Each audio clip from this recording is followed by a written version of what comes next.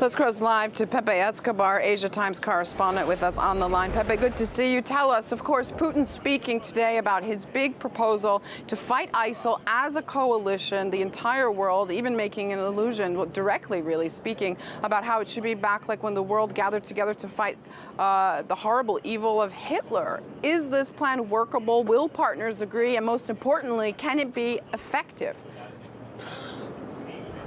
Well, it's completely crazy because the Obama administration has excluded Iran from apparently a very serious discussion about Syria tomorrow at the UN. So how can you discuss facts on the ground without Iran? And Russia is not going to be part of this US organized summit on Syria as well. This is completely absurd. If you analyze the speeches today, Putin's speech, Rouhani's speech, and Xi Jinping's speech compared to that, poser juvenile delinquent on crack that was Obama. Everybody could fall asleep of regurgitating the same demonization and condescending posture, especially against Iran, against Russia, and against China, which happen to be, by the way, the three key countries that are bent on integrating Eurasia. So this is very clear. We have the Obama administration on one side and the integration of Eurasia on the other side, which also includes peace in Syria. If you want peace in Syria, there are two possible scenarios. You have Russia and Iran on board, or if they are not on board, you're not going to do anything with this coalition of dodgy opportunists, Saudi Arabia, Turkey, etc. So the Obama administration, even we're talking now, this is 3 hours ahead of the Putin-Obama meeting. They still haven't made up their mind. It's completely ridiculous. And speaking about exclusion and inclusion, Barack Obama also called for a unified response to ISIL, but his idea of unity doesn't include the Syrian government. Take a listen to this, Pepe. We must act, but we will be stronger when we act together. Tyrants like Bashar al-Assad, who drops barrel bombs to massacre innocent children. Yes, realism dictates that compromise will be required to end the fighting and ultimately stamp out ISIL. But realism also requires a managed transition away from Assad and to a new leader. So are there, Pepe, contradictions in Washington's tone on Syria? It's an enormous contradiction, because first of all, because they don't have the only policy the Obama administration has is Assad must go. This has been going on for 4 years. Assad didn't go anywhere. On the contrary, it was ISIS, ISIL, Daesh that went all over Syria, Iraq, destroyed Sykes-Picot 100 years ago. They took over 60% of Iraq-Syria territory. The only way to fight them is what Russia is proposing. Russia has been proposing this since 2012. It's completely crazy. It's a real international coalition, which includes the Europeans, which includes, of course, Turkey, Saudi Arabia, Jordan, the US, but also Russia and China and Iran. And the Obama administration, they're still procrastinating.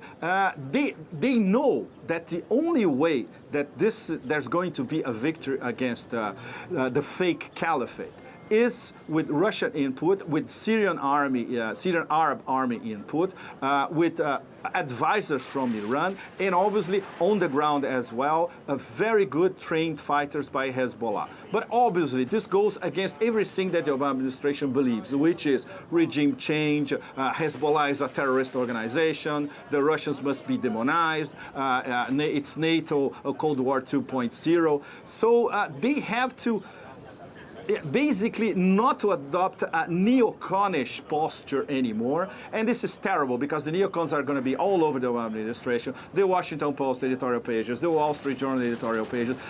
Today I've seen the American interpretations in corporate media of Putin's speech and Xi Jinping's speech. They are absolutely pathetic. They are regressing. They are going to Paleolithic, in fact. So it's an enormous problem for the Obama administration because they don't have a policy. They are guided by neocons inside the administration, embedded in the administration, and now they know that they are going behind Russia. Russia sees the initiative with facts on the ground in Syria, supporting Bashar al-Assad and the Syrian Arab army on the ground, and trying to organize a real coalition, including some of the dodgy opportunists, like Saudi Arabia and Turkey, are also talking with Russia. And that's the only way. That's why. And Xi Jinping said that in his President Rouhani in his speech. He talked about a joint plan of action, echoing the discussions and negotiations of the Iran nuclear deal in Vienna. It's a joint comprehensive plan of actions with all the local players and the Westerners as well to fight the caliphate. Otherwise, this is going to be what's happening so far. This bombings, ridiculous bombings by American jets or Turkish jets, 4 or 5 U.S.-trained moderate rebels to fight against ISIS-Isil Daesh, and the whole world now sees how absolutely pathetic this is all going. Now, the meeting of the Russian and U.S. leaders, of course, is going to happen on the sidelines, but it's pretty much the most anticipated meeting at this year's General Assembly. Let's be honest. The tone that the two presidents have already given at the General Assembly, how do you see that meeting going? What could come out of it? Yes, because the tone in President Obama's speech was demonizing against Russia, condescending vis-a-vis Iran, and a few swipes against China as well. China, of course, is in the background, but China supports the Russian position. President Putin laid out clearly what Foreign Minister Lavrov had already laid out a week ago, more or less, the Russian position, which is very close to the Iranian position. First of all, we need an overall coalition to fight and smash as much as possible Daesh. Then, of course, it's a parallel process, but it's afterwards. First to get rid of the absolute mess that is Daesh controlling territory, controlling villages, controlling desert, oil smuggling, you name it.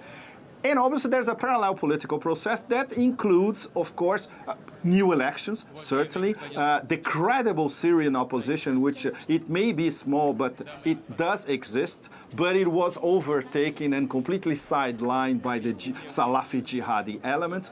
And of course, convincing Turkey and Saudi Arabia that their Assad-Moscow regime change operation, it's over. It's different now. Assad may eventually go, of course, but first of all, the priority is to defeat Daesh. And this is something that the Obama administration is, like, once again, because of the neoconish element, the dictator killing, shooting his own people, that same ridiculous thing, they still have not made up their mind. So it's going to be an extremely tense meeting between Obama and Putin. I'm not sure Obama is going to give ground on Assad must go. What President Putin could do is, okay, let's try a parallel process.